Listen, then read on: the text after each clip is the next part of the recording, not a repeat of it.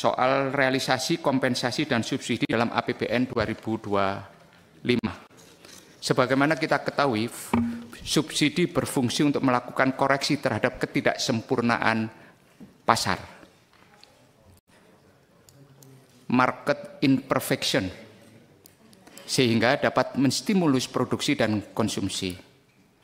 Negara hadir untuk membantu rakyatnya dalam jumlah yang sangat besar. Untuk tahun 2025, subsidi dan kompensasi yang dialokasikan 309 triliun. Kompensasi dan subsidi ini dirasakan secara langsung pada kehidupan harian masyarakat. Baik itu subsidi energi maupun non-energi. Dalam bentuk BBM bersubsidi, kemudian gas LPG untuk keperluan rumah tangga, kemudian ada yang namanya transportasi juga ada disubsidi oleh pemerintah, kemudian listrik pada voltase tertentu itu juga disubsidi, kemudian ada pupuk, ada kemudian transportasi, pelni dan sebagainya. Semalam Komisi 11 telah melakukan rapat konsinyering dengan BUMN yang menjalankan PSU. Mereka telah menyampaikan semua kepada Komisi 11 dalam sebuah rapat yang panjang dari jam 4 sampai jam 9 malam kemarin. Dan kita ingin mengetahui secara jelas dan detail tentang proses selama ini PSU seperti apa. Dan hari ini kita dengan rapat Menteri Keuangan dalam fungsi sebagai bendahara umum negara. Karena subsidi dan kompensasi ini merupakan fungsi Menteri Keuangan dalam menjalankan fungsi bendahara umum negara. Kalau kita perhatikan, sejak tahun 2020, dalam beberapa tahun terakhir, total subsidi itu mungkin sudah ribuan lebih. 2020 itu 196. Ini di laporan keuangan pemerintah pusat. Kemudian 2021 itu 242, 2022 252, di tahun 2023 itu 269, dan di 2024 itu 292. Menunjukkan bahwa pemerintah telah mengalokasikan jumlah yang sangat besar, ribuan triliun untuk masyarakatnya. Tentunya ini harus disampaikan secara khusus kepada masyarakat, kehadiran negara. Dan perlu juga sampai kepada masyarakat, hal-hal yang seperti ini adalah fundamental sekali. Karena di luar subsidi, negara juga hadir melalui bantuan sosial. Bantuan, kemudian biaya operasional sekolah, bantuan BPJS kesehatan. Dan ini tentunya menjadi pesan bahwa yang kuat juga kepada masyarakat, bahwa semuanya dikelola dalam bentuk APBN. APBN ini penyusunan dan pengesahannya, penyusunannya oleh Kementerian Keuangan, nota diawali dengan KEM PPKF dan nota keuangan, dan kemudian disahkan oleh DPR melalui Badan Anggaran. Lebih lanjut, saya beri kesempatan kepada Menteri Keuangan, bagaimana pengelolaan subsidi dan kompensasi ini dan realisasinya, dan saya ingin kepada seluruh rekan-rekan untuk kemudian memperhatikan dan membandingkan dengan apa yang disampaikan oleh BUMN PSU semalam. Karena banyak sekali Pak, beberapa dari mereka kompensasi 2024-nya belum dibayar. Ada kompensasi 2024-nya belum dibayar, kemudian juga alokasi subsidi 2025-nya yang belum sepenuhnya dijalankan. Karena apa? Saya sampaikan dalam rapat semalam, di APBN itu semuanya sudah teralokasikan. Bahkan pencairannya pun itu melalui mekanisme yang sangat rigid, ketat dengan audit, mulai dari Itjen Kemenkyu, Itjen Kementerian Teknis, dan kemudian direview oleh BPKP, pos auditnya oleh BPK, BUMN-nya sendiri diaudit oleh laporan keuangan oleh Big Five, Big Four oleh akuntan publik. Dan tentunya ini Pak Purbaya sebagai Menteri Keuangan yang baru harus memahami bagaimana negara menjalankan fungsi kehadiran negara dan kemudian menjalankan tata kelola pengelolaan anggaran di BUN ini. Saya menyampaikan pesan secara khusus bahwa salah satu indikator kinerja utamanya Menteri Keuangan dan Kementerian Keuangan termasuk Direktorat Jenderal Anggaran adalah bagaimana pengelolaan BUN ini dijalankan tata kelolanya. Dan banyak temuan BPK maksud saya, dalam laporan keuangan pemerintah pusat, seringkali ditemukan temuan yang berulang dalam pengelolaan BUN ini adalah mengenai belum adanya prosedur dan standar operasional yang sebelumnya diterapkan. Ini yang perlu saya sampaikan kepada Menteri Keuangan. Saya persilakan kepada Menteri Keuangan untuk menyampaikan paparannya terkait subsidi dan kompensasi ini. Terima kasih Pak Ketua. Assalamualaikum warahmatullahi wabarakatuh. Bapak Ibu pimpinan anggota Komisi 11 yang saya hormati, selamat pagi, salam sejahtera untuk kita semua. Puji syukur kita panjatkan kehadirat Allah Subhanahu wa Ta'ala atas rahmat dan hidayahnya hari ini kita dapat menghadiri rapat kerja Komisi 11 DPR RI dalam suasana yang tentram dan damai. Pada kesempatan yang baik ini kami akan menyampaikan tentang perkembangan realisasi subsidi dan kompensasi dalam APBN tahun anggaran 2025.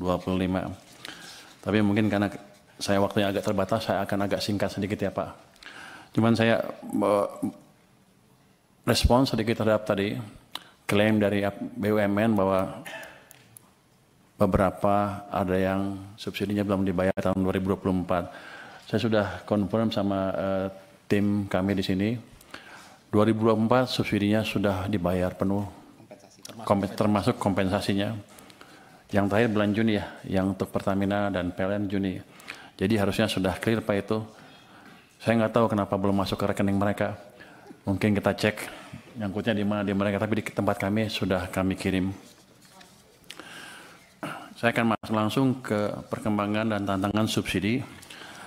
Tadi Pak Ketua juga bilang subsidi adalah untuk mengatasi ketidaksempurnaan pasar.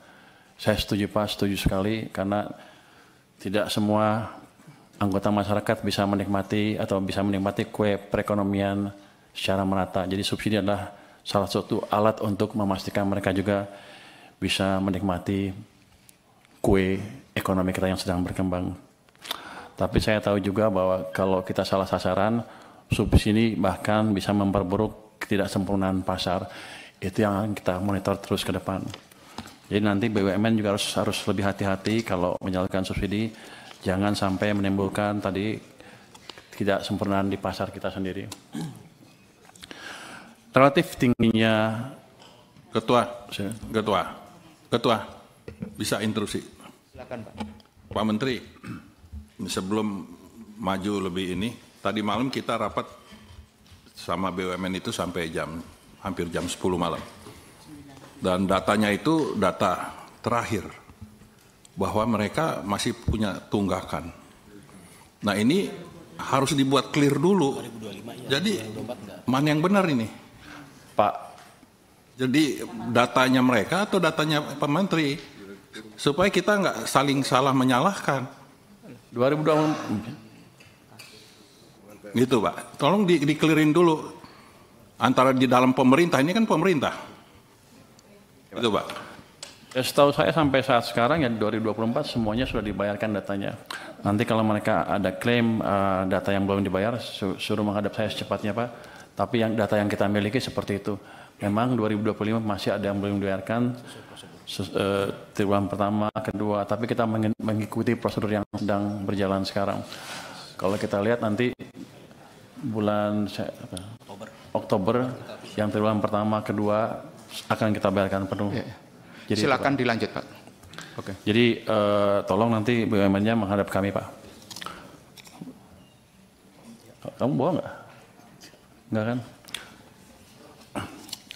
Ya. Relatif tingginya belanja negara didorong oleh relatif tingginya realisasi subsidi dan kompensasi. Keduanya memegang peran krusial dalam meredam gejolak harga dan meningkatkan akses masyarakat terhadap pelayanan publik yang affordable. Slide berikutnya. Jika kita mencermati perkembangan subsidi dan kompensasi dari 2021 hingga 2025, terlihat lonjakan tajam pada tahun 2022 sebagai respon terhadap gejolak global di mana APBN dioptimalkan sebagai shock absorber untuk menjaga stabilitas harga dan melindungi daya beli masyarakat. Namun sejak saat itu, subsidi energi tetap cukup besar seiring volatilitas harga komoditas, ICP, dan tekanan terhadap nilai tukar. Sementara untuk subsidi non-energi juga menunjukkan peningkatan signifikan, khususnya pada sektor pupuk, PSO, dan kredit program. Gambar ini mencerminkan pendekatan holistik pemerintah dalam menjaga produktivitas dan akses publik terhadap layanan dasar. Slide 9. Subsidi energi sangat dipengaruhi oleh 3 faktor utama, yaitu harga minyak dunia, nilai tukar rupiah, dan volume konsumsi. Harga jual BBM dan tarif listrik telah disesuaikan sejak tahun 2022, namun belum mencapai harga keekonomian. Pemerintah tetap berkomitmen untuk meningkatkan ketepatan sasaran melalui pemanfaatan data terpadu subsidi energi nasional yang menjadi fondasi transformasi subsidi berbasis penerima manfaat. Next. Selama ini pemerintah menanggung selisih antara harga keekonomian dan harga yang dibayar masyarakat melalui pemberian subsidi dan kompensasi baik energi dan non-energi. Misalnya, untuk Pertalite, masyarakat hanya membayar Rp10.000 per liter dari harga keekonomian Rp11.700 per liter, sehingga APBN harus menanggung Rp1.700 per liter atau 15% melalui kompensasi. Untuk solar, masyarakat hanya membayar Rp6.800 per liter dari harga keekonomian sebesar Rp11.950 per liter, sehingga APBN menanggung Rp5.150 per liter atau sekitar 43%. Untuk LPG 3 kg, subsidi mencapai 70% dari harga keekonomian. Pola serupa terjadi pada listrik, solar, dan minyak tanah. Ini adalah bentuk keberpihakan fiskal yang akan terus dievaluasi agar lebih tepat sasaran dan berkeadilan. Next. Namun berdasarkan data Susenas menunjukkan bahwa masyarakat sangat mampu, yaitu desil 8-10, masih menikmati porsi signifikan dari subsidi energi. Sejalan dengan hal tersebut, ke depan kita akan terus berusaha agar subsidi dan kompensasi lebih tepat sasaran dan lebih berkeadilan. Selanjutnya, kita akan telah bagaimana subsidi dan kompensasi berkembang dalam beberapa tahun terakhir, serta tantangan yang dihadapi.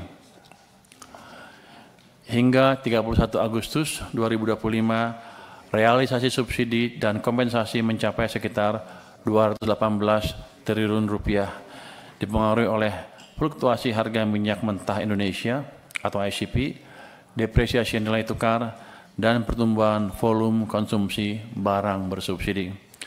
Data menunjukkan bahwa ada peningkatan konsumsi barang bersubsidi, termasuk bahan bakar minyak yang naik sekitar 3,5%, LPG 3 kg naik 3,6%, pelanggan listrik bersubsidi naik 3,8%, dan pupuk mengalami peningkatan sebesar 12,1%. Ini peningkatan yang terbesar. Kondisi ini mengindikasikan bahwa subsidi menjadi instrumen penting untuk menjaga kestabilan harga serta daya beli masyarakat. Namun, peningkatan volume ini juga memerlukan perhatian agar penyaluran subsidi lebih terkendali dan tepat sasaran. Dari sisi anggaran, pagu subsidi dan kompensasi untuk tahun 2025 sebesar Rp498,8 triliun dengan realisasi hingga Agustus mencapai Rp218 triliun atau sekitar 43,7% dari pagu tersebut. Realisasi ini menunjukkan penyaluran subsidi yang berjalan sesuai dengan target anggaran. Meski pengawasan dan evaluasi tetap diperlukan untuk penyempurnaan efektivitas ke depan. Di bagian akhir akan kami paparkan realisasi subsidi dan kompensasi hingga Agustus 2025 termasuk rincian volume barang bersubsidi dan distribusi manfaat. Dengan struktur ini, kita dapat melihat benang merah antara kebijakan fiskal, perlindungan sosial, dan upaya reformasi subsidi yang sedang berjalan. Di tahun 2025, subsidi tetap untuk solar, minyak tanah, dan LPG 3 kg tetap dilanjutkan dengan fokus pada ketepatan sasaran. Transformasi subsidi LPG berbasis teknologi juga terus digulirkan agar manfaatnya benar-benar dirasakan oleh yang berhak. Realisasi subsidi hingga Agustus 2025 mencerminkan pembayaran tagihan Januari sampai Juli serta koreksi tahun sebelumnya, termasuk sisa kurang bayar 2023. Sementara itu, kompensasi BBM tahun 2024 dibayarkan sesuai hasil audit BPK dan volume yang signifikan untuk solar dan Pertalite. Subsidi listrik tahun 2025 diarahkan untuk golongan masyarakat miskin dan rentan sebagai wujud keadilan sosial dalam akses energi. Penyesuaian tarif bagi pelanggan non-subsidi dilakukan secara berhati-hati, mempertimbangkan daya beli dan kondisi ekonomi nasional.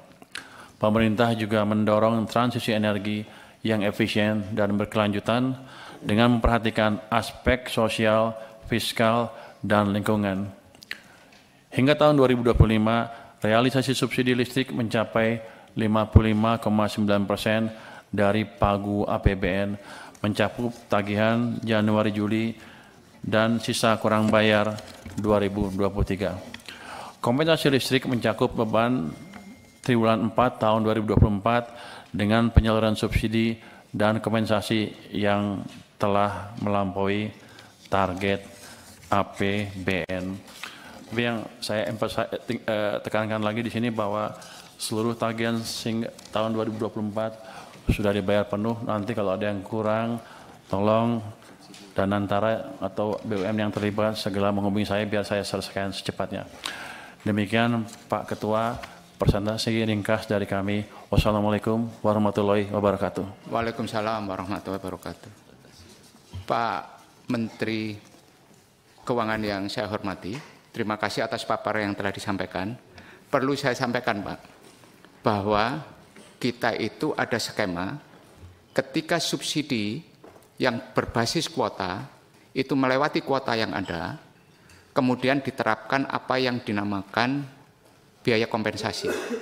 Karena apa? PLN, Pertamina yang bertanggung jawab di dalam energi tidak boleh menaikkan harga kekiniannya sesuai harga pasar. Tadi, maka ketika kuota itu melewati, maka akan menjadi kompensasi di tahun berikutnya. APBN di tahun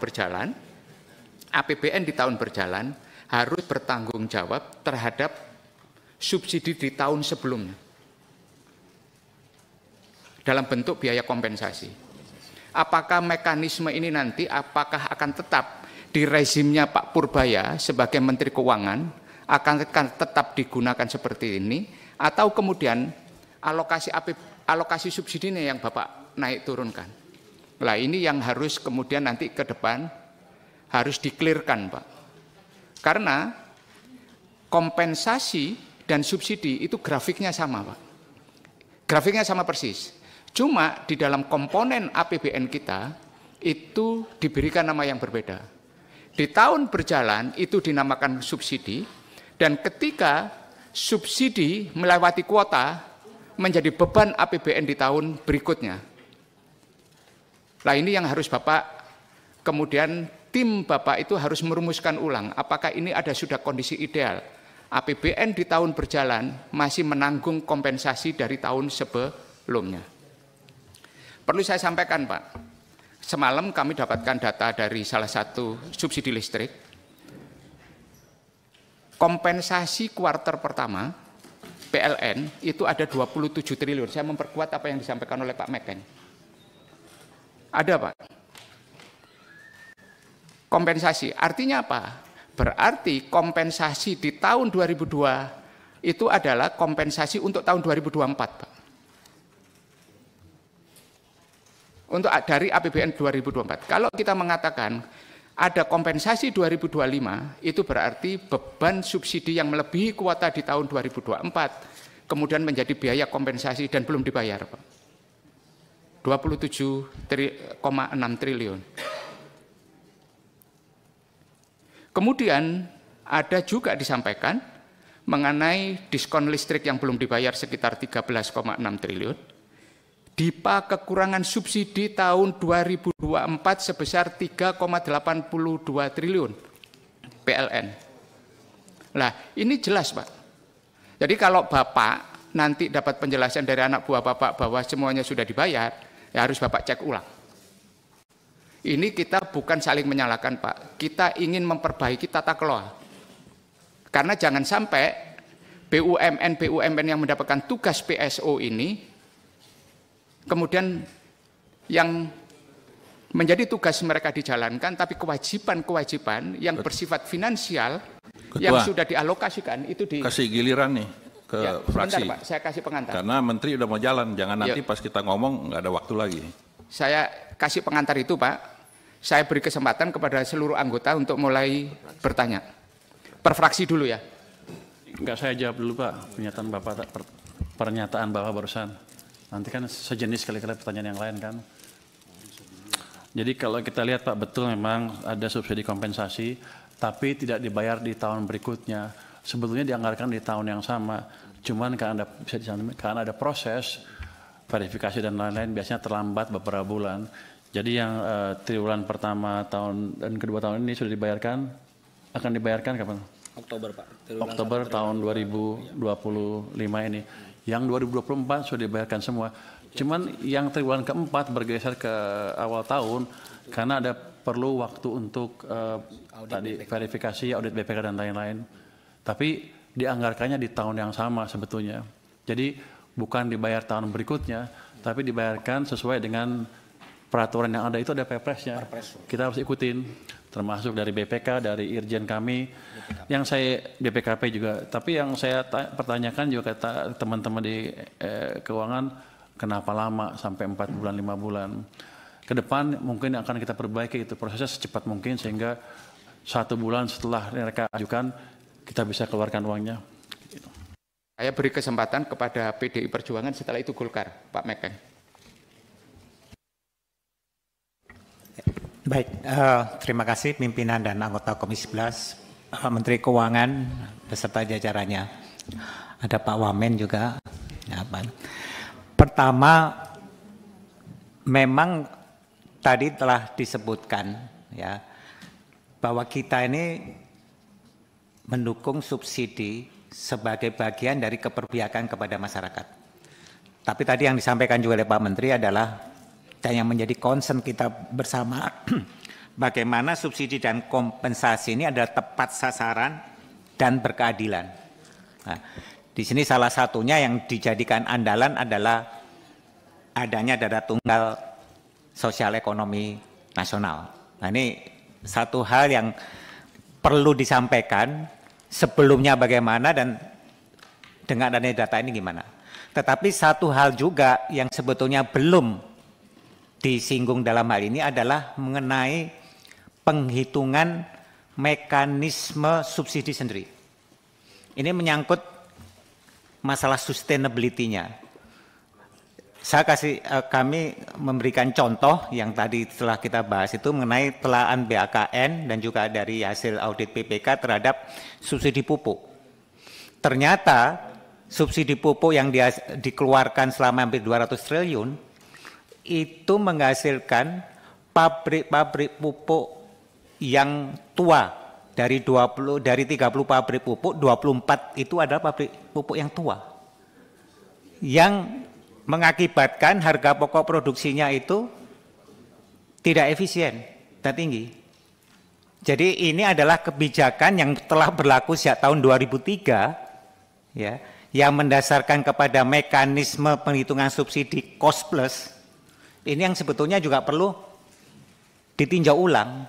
Jadi banyak sekali kalau kita lihat kebijakan subsidi ini, mekanisme subsidi ini yang sudah lama, ya.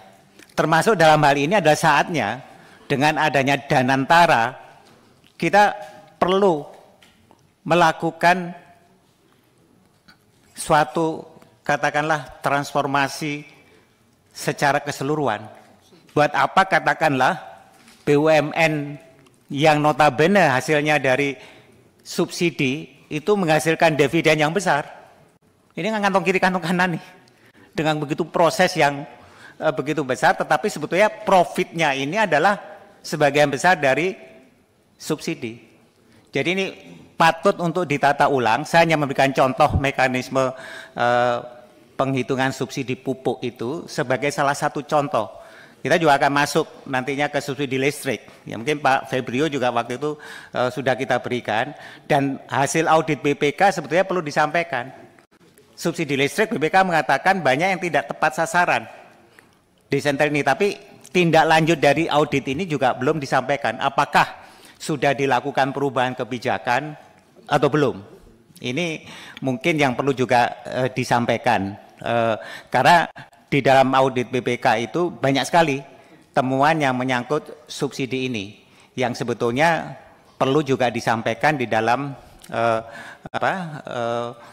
laporan ini, sehingga dengan demikian kita tahu masalah tepat sasaran berkeadilan tetapi juga keberlanjutannya, karena banyak hal yang sebetulnya di dalam mekanisme subsidi ini yang perlu dipertanyakan. Kemudian mengenai tadi komponen subsidinya, kan ada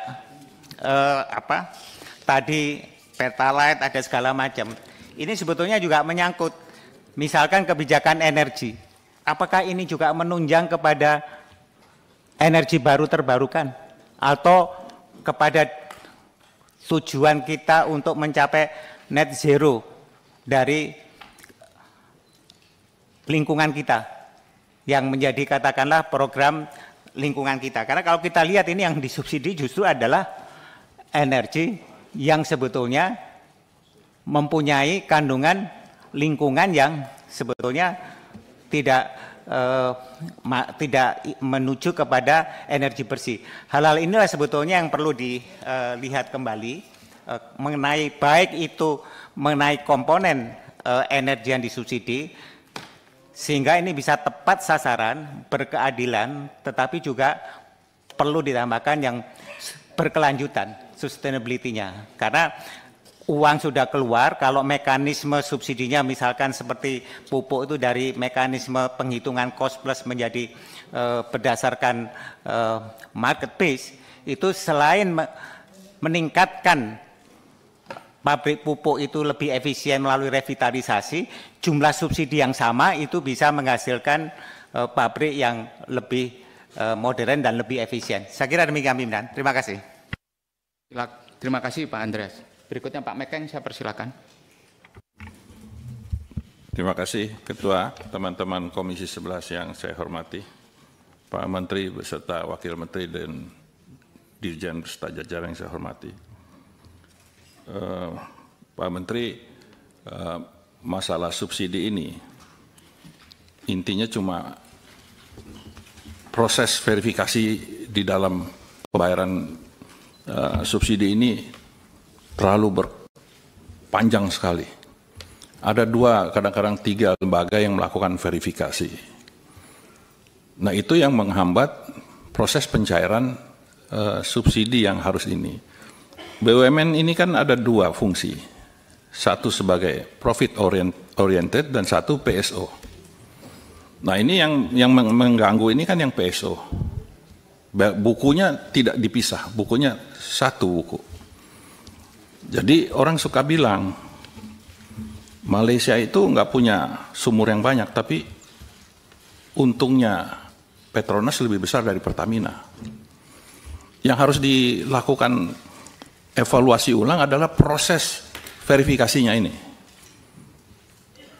Coba Pak Menteri lihat waktu pupuk bersubsidi. Dari dulu subsidinya besar, tapi rakyat petani susah mendapatkan pupuk. Setelah Pak Prabowo naik, Pak Prabowo menginventarisir, ternyata ini terlalu banyak aturan-aturan birokrasi dan dipotong oleh Pak Prabowo. Sekarang sudah kelihatan kemajuannya. Demikian pula dengan subsidi. Nah, subsidi ini kan Pak Menteri membuat anggaran subsidi tahun 2026, itu kan digunakan untuk tahun 2026. Nah, yang belum dibayar, ini kan ditaruh di dana BUN. Kan harus diambil dari situ, dananya Menteri Keuangan. Nah, ini kan harus jelas itu loh. Kalau prosesnya ini terlalu berkepanjangan, yang akan susah si BUMN karena dia harus funding dari pasar. Dia datang ke perbankan dengan bunga yang tinggi, akhirnya tidak lagi kompetitif. Nah, ini menurut hemat saya, Pak Menteri harus lakukan segera koordinasi dengan Danantara, karena BUMN kemarin datang dengan Danantara. Ya, tolong dipangkas itu prosesnya. Mungkin ditunjuk misalnya BPKP yang memverifikasi. Jangan lagi nanti ada irjen ini segala macam. Ya, itu akan menjadi masalah. Tolong Pak Menteri subsidi ini diperhatikan supaya BUMN itu juga tetap sehat dan bisa memberikan kontribusi dividen yang besar kepada Danantara untuk proses pembangunan yang lain. Kalau ini tidak diberesin, saya rasa tidak akan banyak berubah performance daripada Danantara itu. Itu saja pimpinan. Terima kasih. Terima kasih Pak Mekeng. Berikutnya teman-teman Gerindra masih rapat fraksi Pak. Mohon izin. Minta izin memang. Selanjutnya Nasdem. Pak Sohibul Iman. Bismillahirrahmanirrahim. Assalamualaikum warahmatullahi wabarakatuh. Terima kasih Ketua dan teman-teman Komisi 11 atas kesempatannya. Yang saya hormati Pak Menteri, Pak Wamen, dan Pak Seksien beserta jajaran. Terkait dengan subsidi ini Pak, ada satu hal yang menurut saya yang harus menjadi perhatian, itu adalah harga keekonomian itu betul-betul 3E Pak, ekonomis, efisien, dan efektif. Dan ini memang menjadi tugasnya dari BUMN sebagai perusahaan negara yang ditugaskan untuk menjalankan kegiatan tersebut. Namun di dalam komponen daripada biaya produksi itu terdapat di dalamnya adalah cost of capital Pak. Menurut saya itu juga harus menjadi perhatian karena hasil rapat kita kemarin ada beberapa keluhan daripada BUMN bahwa telat pembayaran, walaupun tadi sama Pak Menteri sudah dikonfirmasi bahwa semuanya sudah dibayar gitu, seperti itu. Jadi menurut saya ini harus tetap menjadi perhatian karena itu menjadi komponen daripada biaya produksi mereka. Dan selain daripada itu juga terkait dengan alat produksi Pak. Ketika alat produksinya tadi usang, tentu dia akan boros. Jadi tidak hanya masalah tata kelola, tapi masalah alat produksi juga harus menjadi perhatian daripada kita semua, ya, gitu. Sehingga kita jangan hanya melihat dari tata kelolanya saja, kita juga lihat dari alat produksinya. Udah usang atau belum, seperti tadi disampaikan oleh Pak Andreas terkait dengan pabrik pupuk, gitu, seperti itu. Nah, kemudian selain daripada itu Pak, apakah ini tepat sasaran atau tidak? Saya lihat di data Bapak halaman 10 ya, sebagai contoh terkait solar di sini. Disebutkan penerima manfaat itu lebih dari 4 juta kendaraan. Apakah mungkin Pak nanti ditambahkan termasuk liternya Pak? Karena di sini disebutkan harga seharusnya 11.000, kemudian dibayar masyarakat 6.800. Ya di sini kan kuantumnya adalah liter gitu. Kalau boleh nanti dilengkapin Pak. Sama dengan yang Pertalite juga. Sehingga ini akan membuat kita menganalisanya mungkin lebih detail Pak ya. Seperti itu. Kemudian yang pupuk urea dan pupuk NPK. Kalau boleh dipisah Pak. Ini digabung ya, 7,3 juta ton penerima manfaatnya. Kalau bisa digabung, ya, pupuk urea berapa, pupuk NPK berapa. Nah, kenapa saya perlu sampaikan demikian Pak? Karena tadi kaitan dengan tepat sasaran atau tidak. Kemudian yang selanjutnya kami juga rapat tadi malam mendapatkan ini dari Pertamina nih. Salah satu harapan dari mereka adalah mendorong disegerakannya rapat 3 menteri. Ini bahannya saya bawa Pak. Sebagai dasar pembayaran atas kompensasi BBM khususnya Pertalite yang telah selesai diaudit oleh Itjen Kemenq atas kompensasi triwulan 1 2025. Artinya kan sebetulnya bukan audit dari pihak lain, tapi dari Kementerian Keuangan. Jadi menurut saya ini penting harus jadi perhatian juga Pak. Gitu. Nah kalau boleh Pak, rapat selanjutnya mungkin atau nanti disusulkan secara tertulis, boleh nggak kami mendapatkan rekon Pak, rekonsiliasi hutang piutang antara Kementerian Keuangan dengan BUMN yang diberikan penugasan. Nah, jadi biar kita tidak ada perdebatan misalnya dari BUMN ini belum dibayar ya kan, terus menurut Bapak sudah dibayar ya kan, akan lebih fair ketika dibuat aja rekonsiliasinya ya, dan sehingga datanya satu gitu, tidak ada perdebatan terkait hal tersebut. Kemudian yang terakhir mungkin Pak, sedikit dari saya terkait dengan tadi Bapak menyampaikan bahwa memang ke depan akan diperbaiki agar tepat sasaran. Kira-kira langkah-langkah apa Pak agar bisa mencapai tepat sasaran dalam penyaluran subsidi dan kompensasi? Karena kebetulan di lapangan saya menemukan DTSEN ini ternyata antar lembaga masih belum nyambung Pak.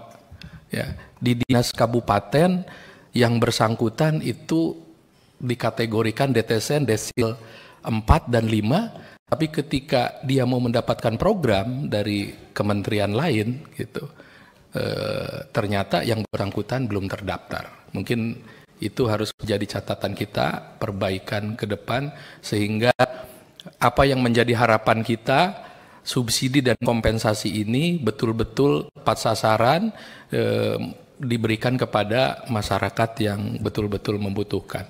Mungkin itu saja Ketua dari saya. Billahi taufiq wal hidayah. Assalamualaikum warahmatullahi wabarakatuh. Waalaikumsalam warahmatullahi wabarakatuh. PKB, saya beri kesempatan. Nanti tambahnya. Yuk. Ya, assalamualaikum warahmatullahi wabarakatuh. Ya, Bapak sekalian, gimana ya Pak Menteri Keuangan?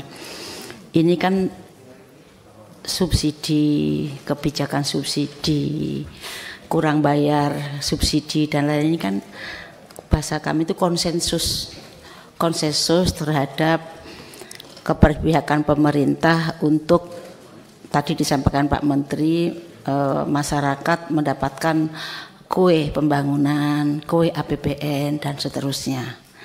Ini kami memahami Pak, semalam pun kami sudah rapat juga sangat memahamin. Karena ada sektor-sektor yang memang tidak bisa dilepas kepada swasta sepenuhnya. Kalau itu dilepas tentunya uncontrol ya Pak ya, tidak bisa terkontrol, makin membahayakan.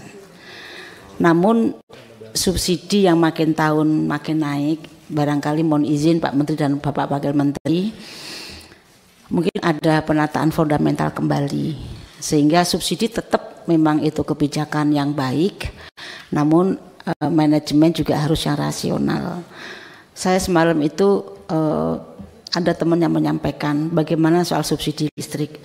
Pak, di Jawa itu tidak semuanya desa itu sudah terang, ada desa gelap.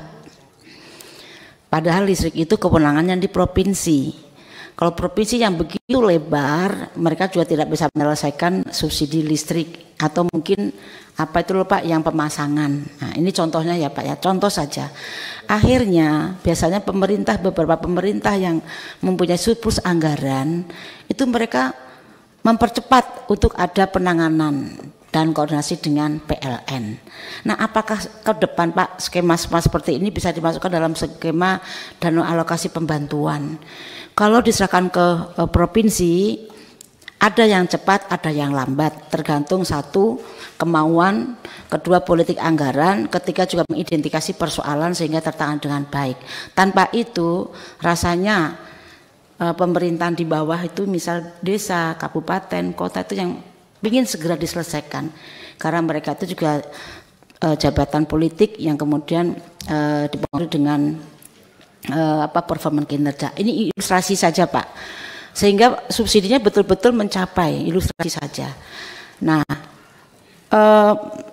kalau mungkin beberapa item-item itu pembenahan sistem infrastruktur diharapkan bisa mengurangi angka subsidi yang makin tahun makin naik, dan kemudian mohon maaf dengan segala hormat APBN juga begitu besar digunakan untuk yang hal-hal lain ya. Kemudian yang kedua, soal saya apresiasi beberapa pemerintahan Pak Prabowo ini saya tanya gimana Pupuk tahun ini lancar, semuanya lancar, nggak ada yang kurang. Nah, model seperti ini Pak tentunya punya data, pemerintah punya data apa yang membuat pupuk itu lancar, itu dipegang Pak. Jangan nanti kemudian ganti lagi. Akhirnya teriak-teriak dulu Pak ya. Berpuluh-puluh tahun kami bertanya kenapa subsidi ini kok, kenapa pupuk nggak ada. Setiap masa tanam kami DPR itu, di WA, dihujat, dimarahi dan lain-lain. Ya kita hanya paling ngambil ke pabrik, minta dipercepat dan lain-lain. Jawabannya apa? Kalau musim tanam itu sama-sama hujan bareng-bareng akan kekurangan air, akan kekurangan pupuk. Tapi hari ini itu hujan pasti tidak bisa bareng-bareng atau bareng-bareng. Tapi memang periode Pak Prabowo ini pupuk sekarang lancar. Nah, coba diidentifikasi seperti ini agar ke depan hal-hal yang sifatnya subsidi bisa dimanage dengan baik ya. Bapak sekalian, ini juga sudah dibahas di Banggar. Tentunya kami ingin mensupport Kementerian Keuangan dan jajarannya agar manajemen APBN lebih baik lagi, termasuk model subsidi dan seterusnya. Barangkali itu mungkin Pak Bertu tadi sudah ingin menambahkan. Beliau banyak Pak dari Sumatera ini banyak informasi. Mohon maaf Pak Bertu ya. Makasih, nanti sudah Bu, sudah nggak bisa Bu. Saya belikan ke PKS. Terima kasih pimpinan. Yang saya hormati pimpinan anggota Komisi 11, yang saya hormati Pak Menteri dan seluruh Wakil Menteri dan juga jajarannya. Pak Menteri, di banyak desa, di kampung dan juga di kota Pak, saya masih banyak bertemu pedagang kecil dan pekerja lepas yang bilang bahwasannya subsidi dan stimulus itu ada tapi dampaknya belum terasa di dapur-dapur kami. Harga BBM itu mempengaruhi ongkos antar jemput dan bahan pokok. Sementara listrik rumah tangga kecil masih susah dan sulit saat bayar tagihan. Mereka merasa ya bantuan yang seharusnya itu menjadi pegangan Pak, pegangan harian mereka. Itu ternyata belum cukup dalam mengurangi beban. Ini ketika kami muter Pak ya di dapil-dapil dan juga di beberapa kecamatan dan juga desa yang kami kunjungi. Di saat yang sama Pak, berbagai kajian menunjukkan pola lama ya, subsidi energi itu cenderung lebih banyak dinikmati kelompok yang lebih mampu Pak. Ya, misalnya dari bensin ataupun listrik yang bertarif di bawah biaya pokok ya, ketimbang tepat sasaran. Jadi saya setuju dengan yang lainnya. Ya, dibandingkan tepat sasaran ke rumah tangga paling rentan. Ya, setelah penyusuaian harga tahun 2022, insidensi memang membaik, tetapi ketidaktepatan sasaran pada listrik atau energi masih saja menjadi isu, termasuk pelanggan yang 450 dan 950 yang tidak semuanya itu ternyata miskin. Artinya ada jarak antara niat baik fiskal dan pengalaman rakyat kecil, Pak. Saya membayangkan seperti ini, pemerintah itu sebagai orang tua dan juga rakyat sebagai anaknya. Maka tugas orang tua itu adalah memastikan kebutuhan dasar seorang anak, ya, misalnya ya gizi, yaitu harga pangan yang terjangkau, kemudian sekolahnya itu sebagai pendidikan, kemudian obatnya sebagai kesehatan, dan juga rasa aman sebagai perlindungan. Itu semuanya terpenuhi, Pak, agar ya anak itu tumbuh secara mandiri. Ya, uang yang dikeluarkan oleh pemerintah itu bukan untuk memanjakan sebetulnya, Pak, melainkan itu semua itu adalah investasi. Ya, orang tua itu tidak menjadi miskin karena membiayai gizi dan juga sekolah yang layak. Justru di masa depan beban keluarga itu menurun, ya, karena ya anak itu kemudian berdaya. Ya. Maksudnya adalah rakyat. Ya. Karena itu maka uang saku dan biaya, dalam tanda petik ya, uang saku dan juga biaya sekolah ini tidak dibagi rata, melainkan adil dan berbasis kebutuhan anak yang paling rapuh, yang harus mendapatkan perhatian yang lebih. Nah, sementara yang sudah mapan itu nggak perlu diberikan subsidi yang berlebihan. Maka pertanyaannya, Pak, apakah duit saku negara yang saat ini benar-benar masuk ke anak-anak yang paling butuh, atau jangan-jangan justru lebih banyak terserap ke kakak-kakaknya dalam tanda petik yang sudah mapan duluan, Pak? Maka untuk menopang argumen ini, Pak, saya merujuk kepada fakta umum bahwasanya subsidi energi yang berbiaya fiskal besar dan historisnya kurang tepat sasaran, ya, sementara cakupan bantuan sosial untuk kuintil termiskin, Pak, itu belum penuh. Untuk Pertalite, Pak, 86% itu masih dinikmati rumah tangga dan porsi itu sekitar 80% justru dinikmati, ya, rumah tangga mampu, ya, artinya adanya indikasi kebocoran, Pak, yang mereduksi manfaat bagi yang paling rentan tadi. Temuan global juga konsisten, Pak. Subsidi energi ini mahal dan kerap tidak tepat sasaran, artinya efektif menahan volatilitas tapi kurang efisien melindungi rakyat miskin jika tidak diarahkan kepada penerimanya langsung. Bukan ke harga, ya. Nah, di APBN ke depan skala fiskalnya tetap besar. Nah, subsidi energi RAPBN 2006 dipatok sekitar 210 triliun, ya, sehingga presisi penargetan menjadi kunci agar tetap setiap rupiah itu benar-benar sampai kepada titik terbawah. Maka pertanyaan selanjutnya, Pak, kita mulai dari tujuan dan juga definisi tepat sasaran.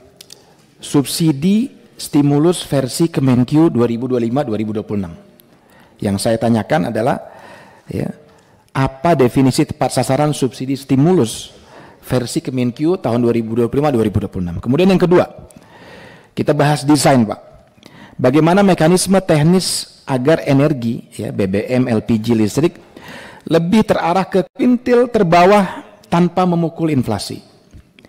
Yang ketiga, masuk ke integrasi data. Bagaimana sinkronisasi DTKS, Regosek, dan juga ID kependudukan untuk meminimalkan exclusion error.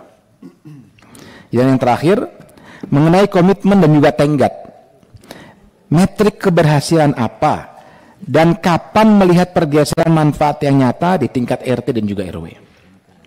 Saya berharap cara pandang yang menegakkan bahwasannya rakyat ini adalah putra-putri kita dan pemerintah adalah orang tuanya, maka orang tua yang bijak adalah, ya, tidak jatuh miskin karena memberikan gizi dan juga sekolah yang layak kepada anak-anaknya. Justru anaknya itu akan tumbuh mandiri, ya, dan juga membaik di kemudian hari.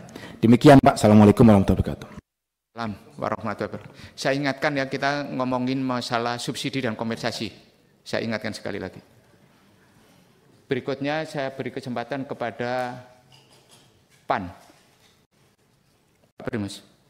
Ya, terima kasih pimpinan. Bismillahirrahmanirrahim. Assalamualaikum warahmatullahi wabarakatuh. Bapak Ibu yang saya hormati, Pak Purbaya. Selamat mengemban tugas yang amat berat ini, Pak, di sini. Tapi saya lihat rambut Anda masih padat, belum rontok, belum memutih juga, jadi ya masih bisa Anda handle masalah ini. Jadi saya melihat Anda ini setiap hari, bahkan setiap jamnya belanja masalah semua, dan itu bagus sekali, dan saya berharap Anda bisa menemukan solusi terbaik. Dan sekarang dihadapi oleh masalah subsidi. Jadi kalau melihat pertumbuhan ekonomi, ya mau tidak mau kan Pak, itu kita wajib negara itu, pemerintah memberikan subsidi karena ada ketimpangan, ya kan, antara si kaya dengan si miskin ini jaraknya terlalu jauh. Nah, ditambah lagi negara kita adalah kepulauan, mendistribusikan itu juga tidak mudah. Ada kendala-kendala. Belum lagi kalau yang berhubungan dengan alam. Dari bulan Desember sampai Februari itu musim-musimnya itu hujannya, curah hujannya sangat tinggi, itu juga sangat bermasalah. Nah, kalau kita lihat Bapak, pertama saya melihat ini informasinya harus valid dulu. Informasi yang pemerintah dapatkan dalam hal ini Menteri Keuangan itu tidak valid seperti yang kami dapatkan. Harusnya pimpinan mungkin next time ya, perwakilan antara Pak Arief itu ada diduduk bareng di sini sehingga satu irama ini. Ini kalau kayak begini jadi ada dualisme. Nah, tapi sudahlah. Saya berharap ini kepada jajaran Kementerian Keuangan bisa bekerja sama, artinya mensupport Menteri Keuangan bahwa ini tugas yang amat berat tapi mulia. Oleh karenanya ini work team ya. Jadi saya tahu masalah ini sangat banyak sekali, ya kan? Ditambah eksekusinya harus cepat sekali. Nah, kalau saya melihat Bapak ya, sejak COVID itu adalah yang tertinggi. Tahun 2022 negara memberikan subsidi. Terus setelah itu tahun 2023, 24, 25 itu 370, 386, 394 tahun ini. Nah, ini kan artinya 2 kali lipat dari sebelum COVID, Bapak. Nah, saya tidak berbicara bahwa oh jangan di stop, tidak. Tetapi harus dicarikan solusi, ya kan? Yang paling besar dari semua ini komposisinya adalah energi, khususnya itu listrik, PLN, sampai 156.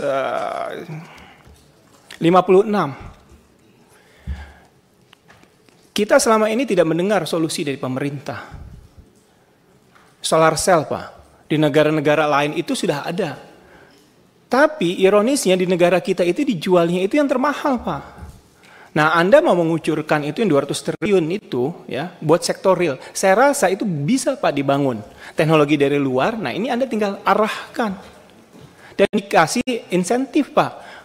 Pajaknya seperti itu dan lain-lainnya. Kalau sekarang Pak, kayak saya sudah sempat Pak, saya pribadi ya mencontohkan, saya ingin gitu membeli solar cell, tapi harganya Pak, itu sama bayar bulanan listrik Pak, saya tidak dapat subsidi Pak. Bayar listrik itu baru ketemu 30 tahun Pak. Dengan catatan itu solar cell-nya itu tidak rusak selama 30 tahun. Kalau 10 tahun oke. Nah ini menurut saya harus dicarikan solusinya Pak. Jadi terus juga yang berikutnya, yang kedua adalah soal tadi seperti kawan-kawan katakan tepat sasaran. Nah inilah masalah klasik kita Pak, selalu. Walaupun tadi Pak Idrus juga mengatakan sebagai rakyat Indonesia semuanya boleh saja mendapatkan, menikmati subsidi itu. Tetapi kan ada prioritas Pak. Nah ini dia. Nah sistemnya ini yang tidak canggih menurut saya.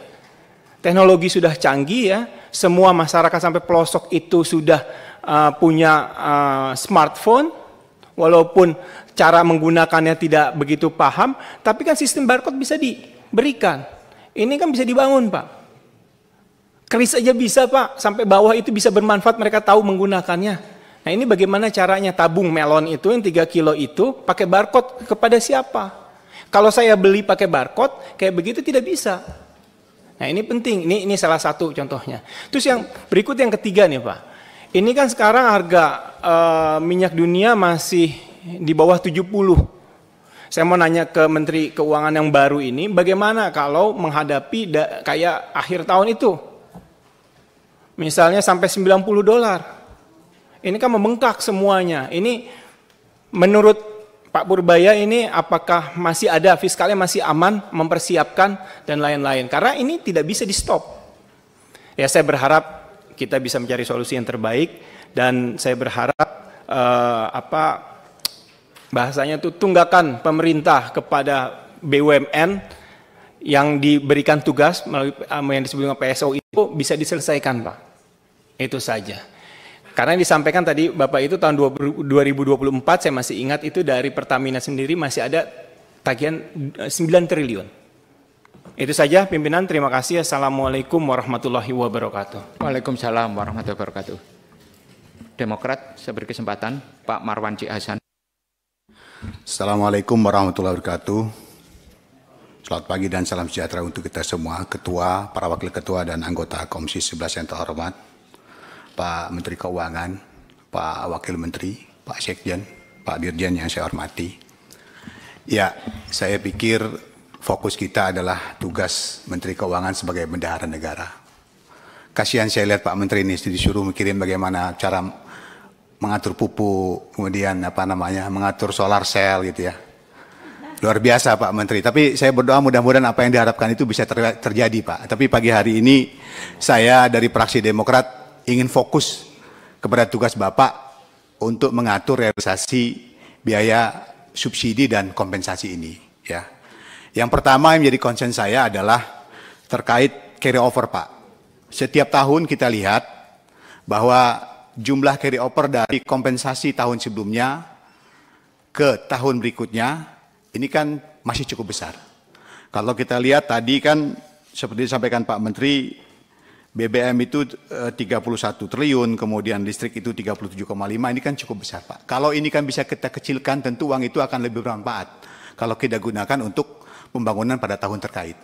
Nah ini cara Bapak, saya pikir kalau persoalan verifikasi mungkin tidak akan sebesar ini Pak. Verifikasi itu kan persoalan waktu, bukan jumlah. Ya, kalau verifikasi itu persoalan waktu, lambat cepat itu verifikasi. Tapi kalau jumlah kan artinya kan pengaturan. Nah ini yang saya pikir Pak Purbaya harus pikirkan sistemnya. Kalau kata Pak Prabowo kemarin kan, S3 ini harus membuat sistem. Supaya carry over ini semakin kecil, kemudian kompensasi ini makin cepat, makin baik.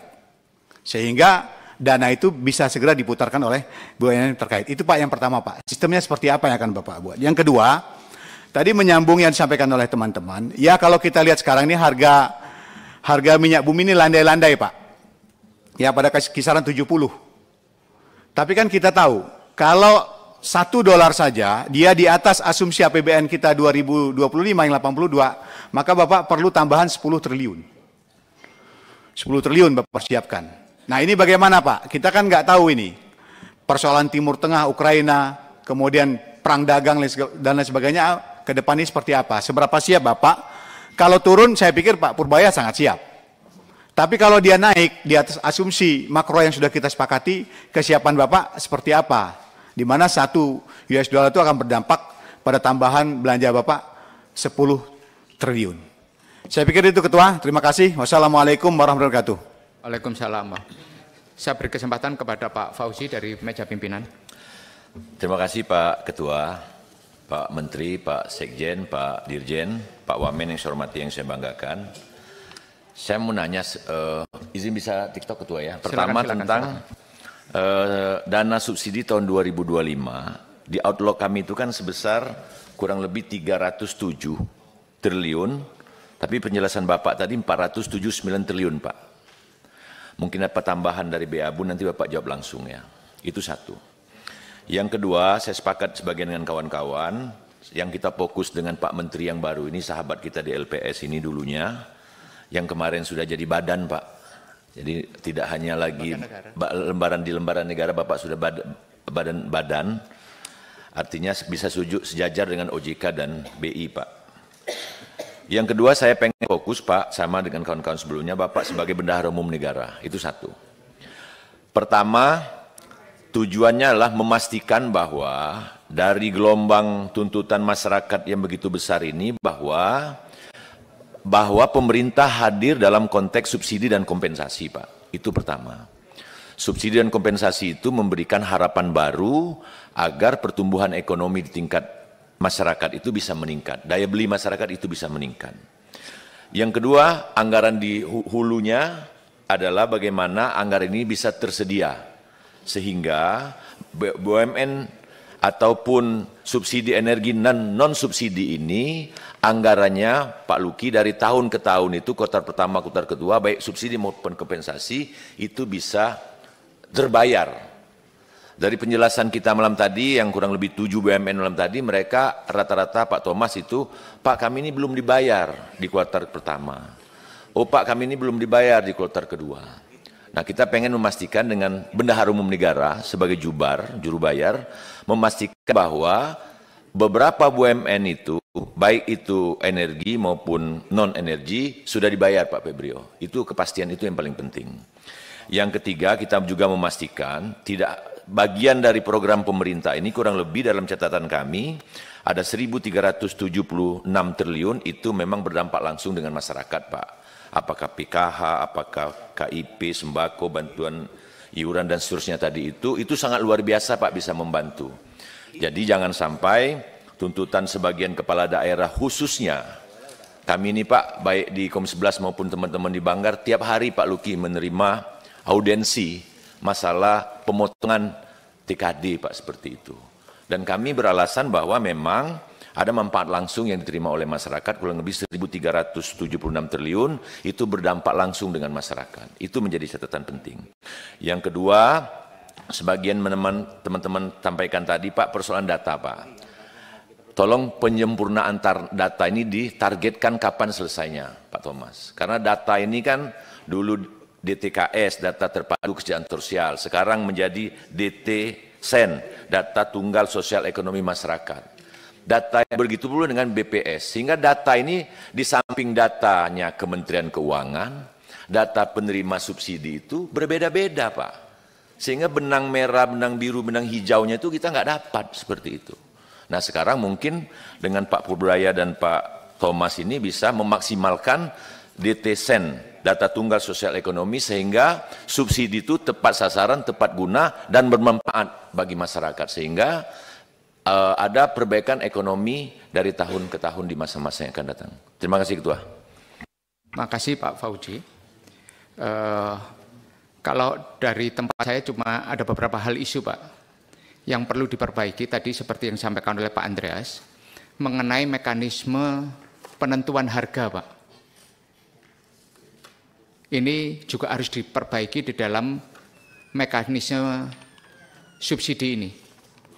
Tidak tahu nanti siapa yang paling berwenang. Kemudian subsidi ini juga awalnya berasal dari mana Pak? Terkait dengan terutama yang bahan bakar. Ini awalnya berasal dari penentuan besaran harga komponen ICP di dalam APBN kita. Seringkali penentuan ini mempunyai dampak yang sangat serius terhadap berapa kita akan memberikan subsidi. Karena kita menggunakan mekanisme net impor. Jadi Bapak harus sejak awal, kalau komponen subsidi atau kompensasi, terutama di BBM, ini berawal dari berapa kita mematok harga ICP kita. Ini yang Bapak harus perbaiki di tata kelola awal Bapak. Makanya di rapat-rapat awal kita, saya sampaikan, mengenai desain postur APBN ini Bapak harus kuasai benar. Karena apa? ICP kita berawal dari situ. Berapa yang kita impor crude oil dalam rangka konsumsi dalam negeri, dan besaran itu juga menentukan berapa nilai yang kita dapat PNBP dari ekspor minyak kita yang kita produksi. Lah, selisih harga itu akan mempengaruhi. Lah ini yang menurut saya berapa besaran. Nah, kemudian yang berikutnya, masalah berikutnya, pemahaman APBN sebagai shock absorber, sebagai peredam kejut di dalam penentuan subsidi seperti presentasi Bapak di dalam paparan tadi harus didefinisikan ulang, Pak. Apa makna APBN sebagai peredam kejut di dalam urusan subsidi ini? Ini yang Bapak harus kuatkan. Berikutnya, isu yang berikutnya adalah mengenai tata kelola penyaluran, Pak. Tadi sudah disampaikan beberapa, ini adalah kehadiran negara yang benar-benar dirasakan oleh masyarakat. LPG 3 kilo itu akan menjadi sebuah intervensi masyarakat kecil yang seharusnya membeli harga pasar, kemudian mereka mempunyai selisih harga, dan selisih harga itu yang dia manfaatkan untuk mengkonsumsi barang lain dalam rangka bisa mendapatkan manfaat ekonomi bagi keluarga miskin itu. Nah, ini yang menurut tepat sasaran. Banyak sekali isu-isu mengenai tepat sasaran dan tata kelola di lapangan ini. Nah, ini yang harus kemudian pengelolaannya ini yang sangat penting, Pak Menteri. Negara sudah mengintervensi, jangan sampai kemudian di hulunya kita dalam penentuan harga, kita menghadapi situasi yang tidak ideal, kemudian penyalurannya juga tidak tepat sasaran. Saya yakin yang tidak tepat sasaran ini kan tidak banyak, tapi kan harus tetap diperbaiki sistem dan mekanismenya. Nah, ini kalau menurut saya yang harus menjadi perhatian Bapak. Berikutnya saya beri kesempatan kepada Pak Menteri untuk menjawab apa yang menjadi concern, pertanyaan, dan beberapa isu yang disampaikan oleh anggota dan pimpinan di Komisi 11. Terima kasih, Pimpinan, sebelum Pak Menteri sedikit saya boleh? Sudah, Pak. Tadi Bapak sudah cukup? Sudah cukup. Oh, udah. Terima kasih atas pertanyaan-pertanyaannya. Oh, ini kayak ujian PhD ya. Oke, saya akan jawab sedikit-sedikit aja ya. Yang bisa saya jawab, yang nggak bisa nggak akan saya jawab. Sebagian tertulis nanti. Dari PDIP, Pak Andreas menanyakan apakah ada macam-macam kan. Yang utama adalah apakah kita meningkatkan efisiensi. Kalau di pupuk kan kita sudah akan invest di pupuk ya, dan kelihatannya sudah akan membaik. Tapi begini, saya monitor proposal-proposal di Danantara. Setiap ada yang berhubungan dengan efisiensi, pengurangan kos, segala macam, saya selalu akan PMN kalau bisa. Tapi sampai sekarang juga proposal juga nggak terlalu jelas-jelas amat. Jadi kelihatannya nih arena Anda diskusi dengan Danantara semalam dijadikan ajang curcol Danantara ke Anda ya, untuk menekan saya kelihatannya. Nggak apa-apa. Yang jelas gini tadi, apakah untuk energi terbarukan ada dari Pak ini kan jangka panjang sekali kan. Kebetulan saya beberapa minggu terakhir rapat dengan Pak Presiden dan Menteri SDM, ada desain untuk membuat PLTS menggantikan listrik yang ada sekarang. Investasi cukup besar, bisa mungkin sekitar 75 miliar dolar kalau jadi. Tapi pada waktu desain diskusi pertama saya melihat cost-nya masih tinggi, masih 9 sen dolar per kWh. Saya bilang kalau gitu sih subsidi saya nambah.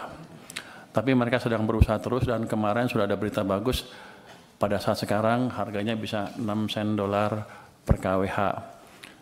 Saya bilang kalau itu betul, matangkan, kita kalau perlu PMN. Karena pada akhirnya akan hilang itu subsidi yang terlalu besar untuk listrik. Jadi kita nggak diam aja. Tadi Pak siapa lagi ya? Yang nanya tentang energi baru terbarukan. Jadi saya Pak Primus ya. Jadi saya selalu amatin semua proposal yang beredar di kementerian itu, setiap termasuk Danantara ya. Setiap ada yang bisa mengurangi biaya, kami akan ini secepatnya. Tapi kelemahan yang utama memang saya sadar juga di sini waktu saya kan baru minggu ketiga ya. Yang nggak tahu semuanya sekaligus kan. Tapi saya tahu bahwa ketika mereka bilang ke saya, subsidi ditendang ke tahun depan pembayarannya. Maksudnya? Kompensasi. Kalau subsidi kita bayar ya, yang kompensasi kita tendang ke tahun berikutnya. Maksudnya apa? Ada proses yang lama, ini itu. Kan saya juga pernah di private sector kan. Saya ngerti juga itu cost of capital untuk perusahaannya jadi tinggi. Tapi saya baru lihat beberapa 1 minggu terakhir lah. Ke depan saya akan percepat. Jangan sampai kita telat bayar lagi. Kalau bisa sebulan langsung bayar. Kenapa? Karena uang saya juga nganggur di BI itu. Kalau gitu kan masuk ke sistem cepat, mestinya Danantara harusnya lebih cerdas lagi. Kalau ketika mood saya seperti itu, langsung dia ngadap saya, minta apa. Ini kan enggak, dia ngadap Anda langsung kan, bapak-bapak, ibu-ibu. Padahal sama saya, teman, saya pengawas Danantara, awas besok. Kenapa mereka nggak ke saya? Lah ini kan penting Pak Menteri, ini jadi paten ini kan ini. Ini bagus gitu, ini bagus saya pikir korek seperti ini. Tapi yang saya dia tahu saya punya uang banyak, saya baru taruh cuma 200, masih ada 250 lagi di sana. Kenapa dia nggak ke saya? Jadi pada dasarnya begitu masuk akal, kita akan ini cepatnya. Kita akan review proses yang tadi 3 bulan tadi, kelamaan menurut saya juga, yang memastikan bahwa program PSO kami tidak mengganggu cash flow dari perusahaan Pertamina dan PLN dan lain-lain. Tapi nanti saya lihat, kalau nggak untung juga was. Kalau cost-nya diturunkan, jangan main-main mereka. Tapi yang tadi saya janji akan betulin tadi proses di sini kita akan percepat. Berapa lama Anda bisa betulin? Dulu itu setahun sekali Pak. Ya jangan setahun sekali lah. Dulu itu setahun sekali udah kita 3 bulan. Yang nentuin siapa? Kita perpres. Kita yang nentuin. Sebulan selesai ya? Sebulan selesai Pak. Nanti kalau enggak dia saya pindahin. Ini alhamdulillah ini kalau Menteri Keuangannya bergerak cepat begini nih Pak. Wah, Kita bersyukur ini Pak. Sebenarnya saya lagi mikir gimana ngeluarin uang itu, masih banyak di sana, masih numpuk. 200 triliun positif tanggapannya, tapi banyak yang ribut juga kan. Oh ini itu. Ya, saya mesti cari tools yang lain. Jadi kalau tambah lagi. Daripada uang kita numpuk di sana, utangnya bunganya dibayar, impactnya ke ekonomi juga kurang. Saya nunggu sebenarnya penyaluran yang cepat apa. Makanya saya sisirkan tuh kementerian-kementerian. Saya ancam yang nggak bisa sampai Oktober nanti kalau Anda nggak bisa propose dengan clear seperti apa sampai akhir tahun, saya ambil uangnya. Kalau Danantara punya tagihan seperti ya langsung ngadap saya harusnya. Nanti saya tanya kalau rapat saya sebagai apa? Pengawas Danantara. Awas ya kan.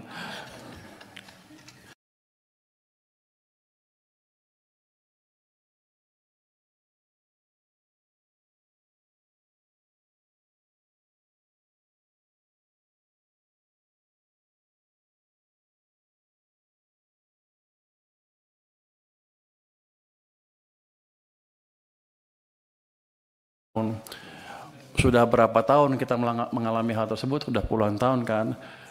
Kita pernah bangun kilang baru nggak pernah. Sejak itu sampai sekarang nggak pernah bangun kilang baru. Jadi nanti bapak-bapak kalau ibu-ibu ketemu Danantara lagi, minta Pertamina bangun kilang baru. Saya pernah, waktu saya di Maritim, saya pernah tekan mereka tahun 2018 untuk bangun kilang. Mereka janji mereka akan bangun 7 kilang baru dalam waktu 5 tahun. Sampai sekarang kan nggak ada satupun. Jadi Bapak tolong kontrol mereka juga. Dari saya kontrol, dari Bapak-Bapak juga kontrol. Karena kita rugi besar. Karena kita impor dari mana? Dari Singapura. Minyak, produk minyaknya. Pabrik pupuk juga. Jadi pada dasarnya kan, kalau gitu sekarang saya bukan juru bayar saja. Saya akan masuk. Saya akan lihat mereka jalankan apa enggak proyek-proyek yang diusulkan. Kalau enggak kita potong uangnya juga Pak. Saya kan pengawas, saya ganti aja dirutnya. Artinya timbal balik. Jadi ini saya pikir masukan yang bagus sekali dari DPR. Gimana caranya kita memproduksi, tadi Pak Khairul Imam juga memperbaiki alat-alat produksi, termasuk menyediakan alat produksi yang baru yang selama ini kita gagal membangun. Jadi kilang itu bukan kita nggak bisa bikin atau kita nggak bisa bikin proyeknya, cuman Pertaminanya males-malesan aja. Saya pernah kasih ke mereka biar aja karena mereka jelek-jelekin saya kemarin kan.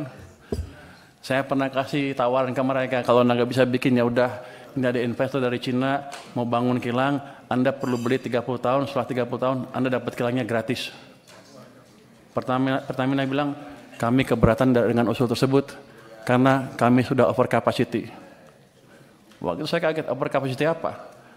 Kami sudah rencana bangun 7 kilang baru, satu pun nggak jadi kan? Mereka bilang, iya tapi ke depan akan jadi, sampai sekarang nggak jadi. Yang ada malah beberapa dibakar kan. Jadi tolong dari parlemen juga mengontrol Pertamina untuk hal tersebut. Jadi kita kerjasama. Tujuan kita sama sebetulnya mengurangi subsidi dan membuat subsidi yang ada pun lebih murah dan tepat sasaran. Jadi untuk subsidi gimana nature-nya? Subsidi sebetulnya kalau bisa nggak subsidi kan. Cuman karena ekonomi kita tumbuhnya nggak cukup bagus, masyarakat yang paling bawah belum bisa bertahan ketika harus menghadapi harga pasar. Dikeluarkan dari subsidi supaya mereka bisa hidup terus dan agak sejahtera ke depan. Tapi kunci utamanya adalah menciptakan pertumbuhan ekonomi yang lebih cepat. Jadi kita akan mencoba meningkatkan kesejahteraan semuanya sehingga mereka semua kuat pada satu titik, nggak harus subsidi lagi. Jadi langkah itu ke depan menciptakan pertumbuhan ekonomi yang lebih cepat. Makanya saya setuju banget dengan ambisi Pak Prabowo untuk menciptakan pertumbuhan ekonomi 8%. Walaupun susah mungkin ke 8, tapi selama kita bergerak ke arah sana dan bukan ke arah bawah seperti sebelumnya, harusnya cita-cita lama-lama akan tercapai juga. Jadi saya mohon Komisi 11 mendukung saya dalam hal itu, bersama-sama menciptakan tadi pertumbuhan ekonomi yang lebih cepat. Terus untuk data gimana tepat sasarannya, itu kita punya DTSN ya tadi ya. Ini sudah siap, sudah dipakai oleh Menteri Sosial ya, Kemensos, tapi belum dimanfaatkan oleh Menteri ESDM. Kami akan diskusi dengan mereka supaya mereka betul memakai data sen tersebut ke depan. Tapi sama juga, selama ini rupanya kita nggak bisa ngitung, nggak pernah monitor ya. Belum pernah survei dan sebagainya. Saya akan minta BPKP untuk mensurvei gimana pelaksanaan subsidi itu. Dan saya akan minta betul mereka jalankan, jadi kalau ada yang menyeleweng-nyeleweng, hati-hati aja nanti. Jadi selama ini rupanya belum dijalankan. Apa lagi? Jadi gini Pak Mawan Cikasan, dengan tadi perubahan peraturan tadi dalam waktu sebulan ya, harusnya carry over nggak akan banyak lagi. Mudah-mudahan paling mepet harusnya Januari bisa dibayar. Kalau mepet, kalau ada persiapan kan, habisnya kan Desember kan nggak bisa langsung bayar kan, paling Januari harus dibayar. Jadi nggak lama-lama amat itu carry overnya. Saya pikir itu.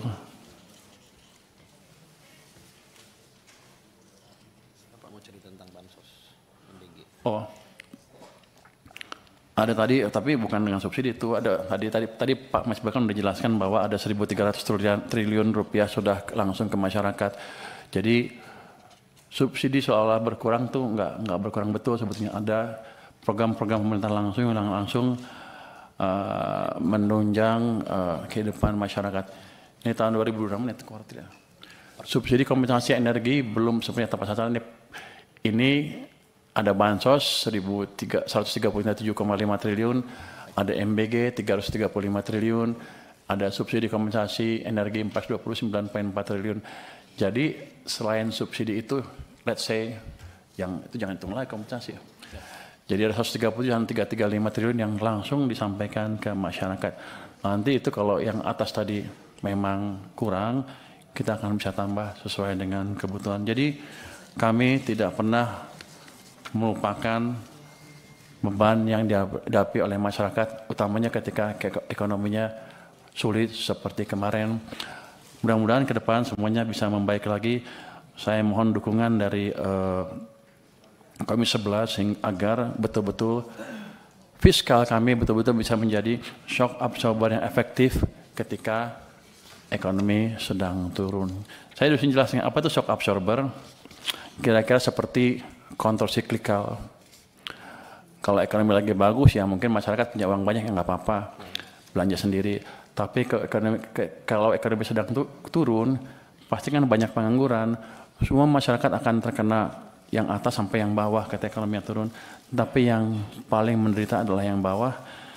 Ya kami perkuat subsidi atau dana bantuan untuk orang miskin dan lain-lain, termasuk menjaga tadi supaya misalnya harga BBM di pasar nggak naik terlalu tinggi, supaya ekonominya bisa tahan, dan kalau sudah recover atau global kondisi membaik sehingga harga minyak nggak terlalu tinggi, baru kami sesuaikan lagi harganya. Jadi shock absorber kami adalah tadi counter cyclical, ketika ekonomi lambat kami kasih stimulus lebih, tapi ketika ekonomi tumbuh terlalu cepat atau cepat kami kurangi stimulusnya.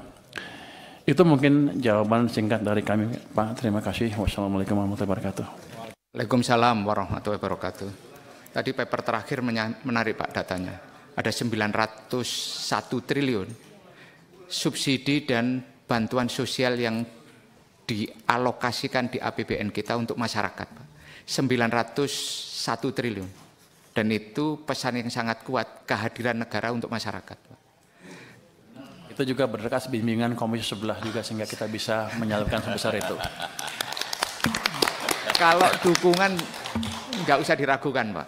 Iya. Kita akan selalu memberikan penguatan, dukungan selama itu untuk kepentingan masyarakat, dan selama ini pemerintah selalu hadir untuk rakyatnya, Pak. Terima kasih, Pak. Mohon dukungannya terus, Pak. Kita sudah mendengarkan jawaban dan penjelasan Menteri Keuangan. Kita masuk ke tahapan berikutnya, yaitu rancangan kesimpulan. Rancangan kesimpulan rapat kerja Komisi 11 DPR RI dengan Menteri Keuangan masa sidang 1 tahun sidang 2025-2026 hari Selasa tanggal 30 September 2025. Komisi 11 DPR RI bersama Menteri Keuangan menyepakati hal-hal sebagai berikut. 1. Komisi 11 DPR RI telah memperoleh penjelasan dari Menteri Keuangan mengenai realisasi subsidi dan kompensasi pada APBN 2025. 2. Kementerian Keuangan memastikan tata kelola subsidi dan kompensasi dilaksanakan dengan efektif, efisien, dan tepat sasaran, tepat guna, dan berkeadilan yang diimplementasikan berbasis data tunggal sosial Ekonomi Nasional (DTSen) yang akurat dan sahih melalui koordinasi kementerian atau lembaga. 3. Kementerian Keuangan memperkuat tata kelola dalam melakukan akselerasi pembayaran realisasi subsidi dan kompensasi yang sudah dialokasikan di APBN 2025. 4. Kementerian Keuangan mempertajam pelaksanaan kebijakan subsidi dan kompensasi dengan meningkatkan kinerja BUMN penyalur subsidi dan kompensasi supaya tepat sasaran yang ditunjukkan dengan meningkatkan kualitas barang dan pelayanan bagi masyarakat. 3. Yang terakhir ini adalah normatif, yaitu mengenai jawaban yang belum terjawab untuk dijawab secara tertulis. Ketua, interupsi. Tadi yang statement Pak Menteri soal 1 bulan nggak ada masuk dalam situ. Supaya jangan cuma omon-omon. Ya. Mesti masuk dalam kesimpulan karena itu statement udah berulang kali disampaikan oleh Pak Menteri bahwa nyatakan tapi saya akan kerjakan 1 bulan. Oke. Dia bertanggung jawab untuk itu. Oh ya, kalau gitu masukin dalam kesimpulan. Ya, masuk dalam kesimpulan. Ini. Di atas. Kesimpulan yang nomor 2 kalau begitu. Nomor 2. Nomor 2 aja. Karena itu penguatan komitmen ini pemerintah. Kementerian Keuangan. Menteri Keuangan akan mengeluarkan. Akan membayar. Menyelesaikan aja. Menyelesaikan kewajiban pembayaran. Kewajiban pembayaran. Subsidi maksimal 1 bulan. Akan merubah prosesnya sehingga ke depan tidak akan lagi terlambatan, itu maksudnya, bukan bayar 1 bulan ini. Selesai. Nanti saya lihat dulu bayar seperti apa tagihan mereka. Jadi yang dimaksud 1 bulan ini apa sama Pak Menteri? Review prosesnya biar lebih cepat. Yang proses 3 menteri itu segala macam kita akan review. Biar secepat dalam sebulan itu selesai. Menteri Keuangan akan melakukan review mekanisme, aturan, rapat 3 menteri mengenai pencairan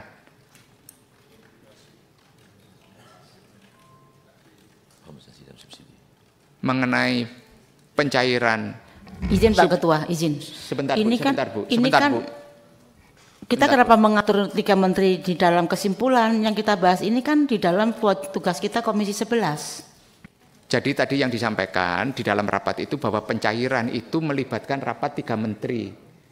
Itu Bu, melalui review. Semalam juga disampaikan di dalam BUMN itu selalu ada rapat menteri teknis, yaitu Menteri Keuangan, Kementerian Teknis, dan kemudian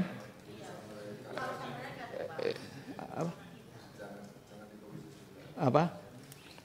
Izin Pak, kita di sini Komisi 11. Kalau kita mengatur eksekutif, mereka merapat dengan siapa dan jam berapa, tanggal berapa. Jangan pada kesimpulan, kita cukup mengerti saja ada mekanisme yang akan dilalui. Makasih Pak Ketua. Jadi Ibu punya saya serahkan kepada Pak Pur. Kami Menteri Keuangan akan melakukan review proses tata kelola pembayaran kompensasi. Itu aja.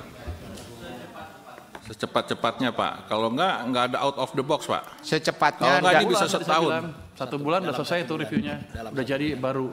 Setelah itu harusnya kita bayar sesuai dengan nanti aturan yang terjadi. Paling lama dalam. Saya juga akan panggil dan antara seperti apa maunya dia. Jangan pas 1 bulan lah Ketua. Lebihin sedikit 45 hari boleh kan? Ya 45 hari ya cocok ya. 45 lah Ketua. Nawar sedikit. 1 bulan. 45 lah. Jangan dirubah Pak Wahyu. Pak Menterinya bilang 1 bulan. Bapak. Sesuai kesepakatan saja. Kalau 1 bulan 1 bulan. 1 bulan ya. Yang jadi Menteri Pak jangan, Purba ya. Itu bulan aja. Februari 28 Ketua. Kompensasi dan subsidi itu. Kompensasi dan subsidi. Review itu, review. Review. EU. Melakukan review itu. Melakukan review. Review. Aturan. Tata kelola ya. Bukan. Itu sudah sepakat Pak begitu? Kalimatnya datang dari Bapak ini. Kesimpulan nomor 2. Sepakat Pak. Sepakat ya. Saya tawarkan kepada anggota. Setuju. Ketua nomor 2.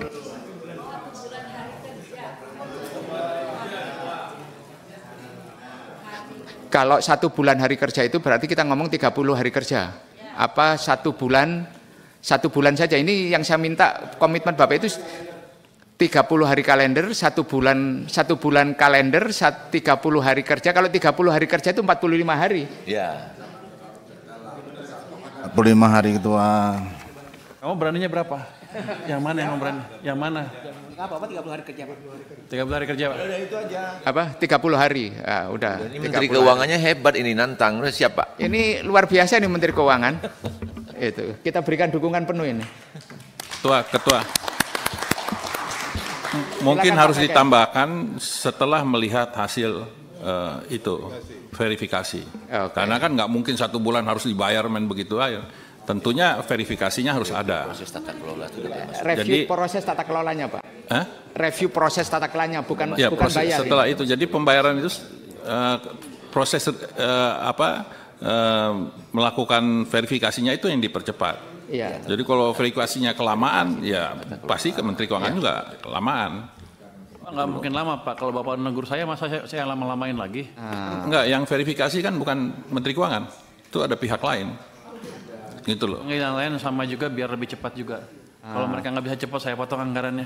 Oh ya udah. Ini ya, luar kalau biasa udah Pak. Begitu nggak apa-apa. Ini malah bagus Pak.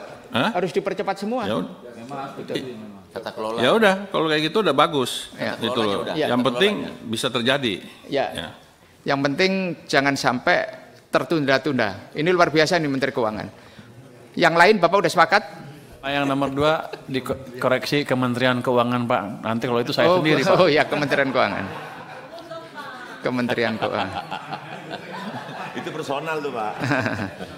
Nanti itu. Dengan kesimpulan yang lain Pak Menteri? Setuju ya Bapak Ibu sekalian? Dengan kesimpulan yang telah disepakati bersama. Izin Pak nomor 3 redaksi saja. kalimat sahih itu menurut saya pakai bahasa Arab setengah-setengah, tapi menurut saya betul saja, akurat dan betul di tempat sahih. Izin Mbak. Oke.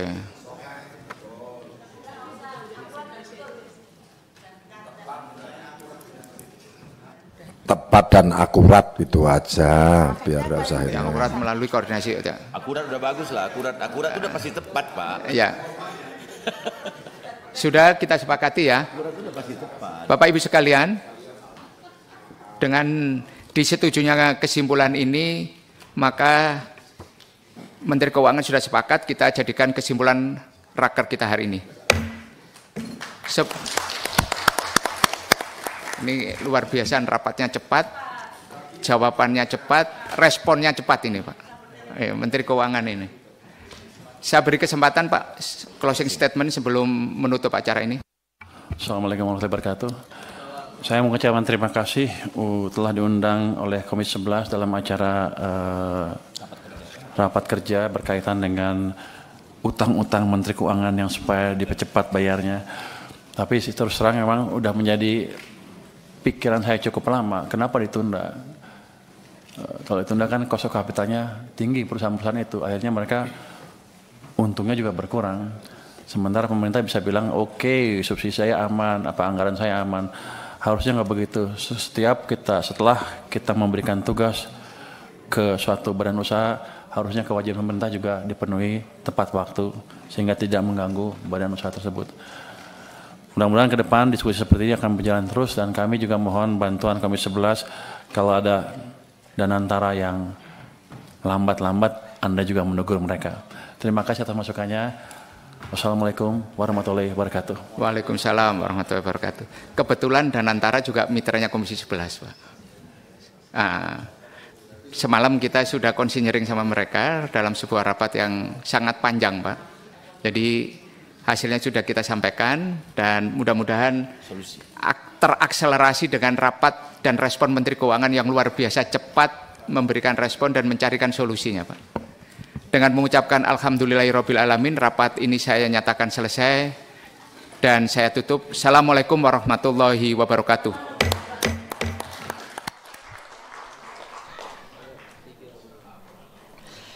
Baik pemirsa, Anda baru saja menyaksikan jalannya rapat kerja Komisi 11 DPR RI dengan Menteri Keuangan dengan agenda yaitu mengenai pembahasan subsidi dan juga kompensasi. Baik pemirsa, kami segenap kru yang bertugas mengucapkan terima kasih dan selamat menyaksikan acara kami selanjutnya.